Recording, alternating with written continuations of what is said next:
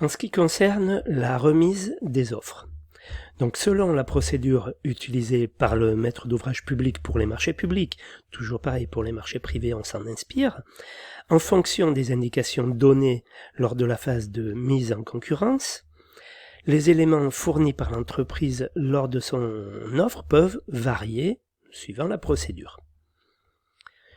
Pour les opérations de petite importance, un simple devis d'entreprise peut satisfaire le maître d'ouvrage, ça peut suffire, sous réserve qu'il comporte les mentions minimales, à savoir l'identification du maître d'ouvrage, l'identification de l'entreprise, l'engagement financier de l'entreprise, l'engagement de délai au besoin, l'engagement financier de l'entreprise, à savoir que l'entreprise s'engage sur le montant de ses travaux, elle s'engage sur le délai qu'il lui faudra pour faire les travaux, et puis elle joint à dans cette offre, il y aura une description technique et ou graphique de l'ouvrage à réaliser. Et puis également les modalités et les règlements financiers, comment l'entreprise souhaite se faire payer. Pour les offres plus importantes, le devis sera plus précis et pourra comporter des annexes, tels que le DQE, en plus du DPGF, des plans, par exemple. Les documents donc utilisés pour l'offre, donc la direction des affaires juridiques propose un modèle d'acte d'engagement baptisé ATRI 1, qui est susceptible d'être utilisé par les acheteurs à l'usage du candidat retenu. Donc, il n'est pas obligatoire, il est proposé. L'ATRI 1, on est bien d'accord. Donc, ça, c'est au niveau des pièces. Parmi les pièces du dossier de la remise des offres, il y a une pièce importante que vous devez connaître en tant qu'économiste, qui est le mémoire technique. Donc, qu'est-ce que c'est le mémoire technique ?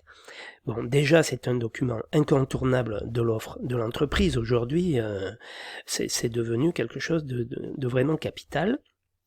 Donc, il répond aux exigences du maître d'ouvrage sur les conditions d'exécution de la prestation.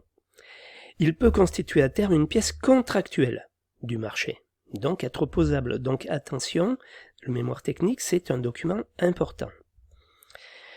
Maître d'ouvrage et entreprise donc veilleront en phase de mise au point du marché à veiller à valider son contenu. Donc on se met bien d'accord sur le contenu du mémoire technique avant d'engager les travaux. Voilà. Donc répondre aux exigences du maître d'ouvrage pour le mémoire technique, qu'est-ce que ça veut dire ?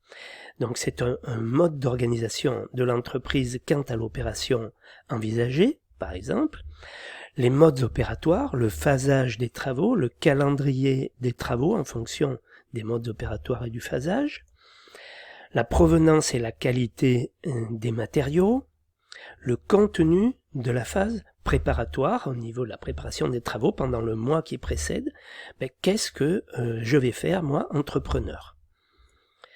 La gestion de l'exécution et des délais, la clôture de chantier et mise en place des garanties, comment ça va se passer en fin de chantier, le solde et puis les garanties. Voilà. Le service après-vente, on pourrait dire.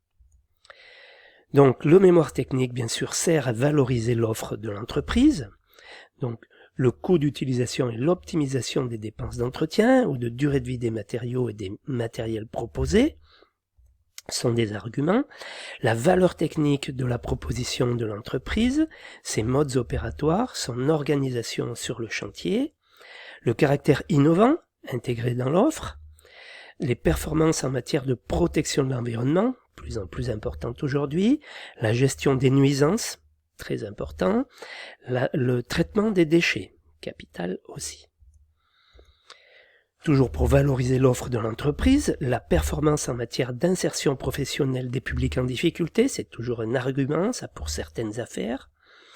Le délai d'exécution global, partiel, si l'affaire est importante, livrer une partie des travaux, ça peut être capital.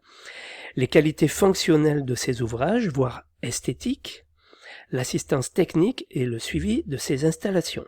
Voilà, tout ça c'est à mettre dans le mémoire technique, c'est conseillé toujours pour valoriser le travail de l'entreprise.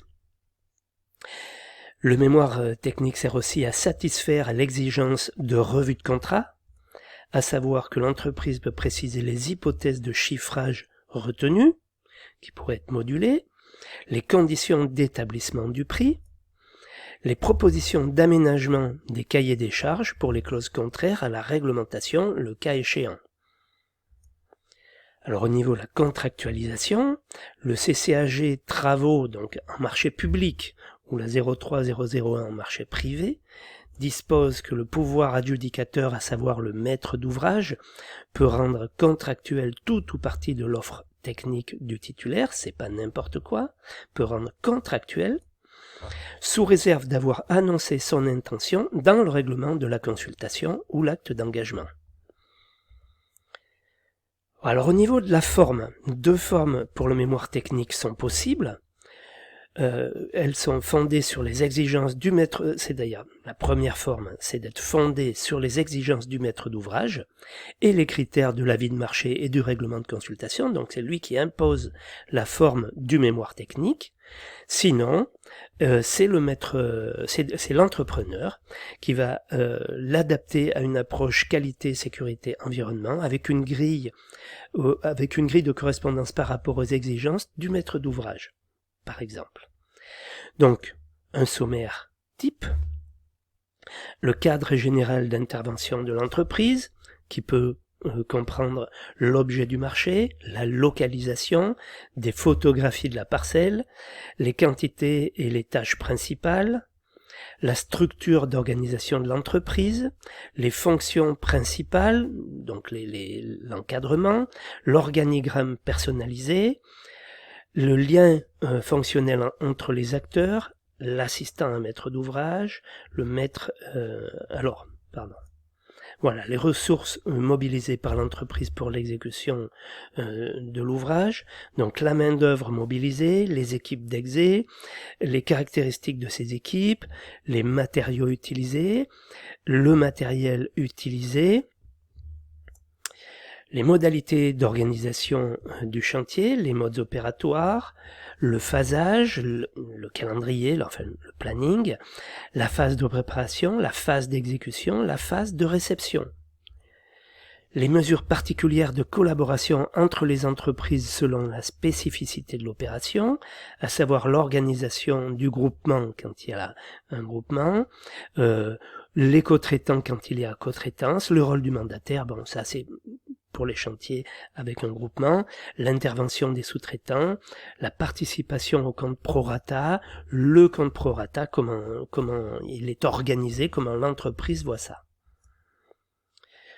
Donc une approche transversale du QSE, RSE, à savoir au niveau de la qualité, la maîtrise contractuelle, la maîtrise des dysfonctionnements, les mesures de prévention, l'analyse des risques, le système de contrôle et d'essai, tout ça peut être, c'est pas mal si c'est dans le mémoire technique.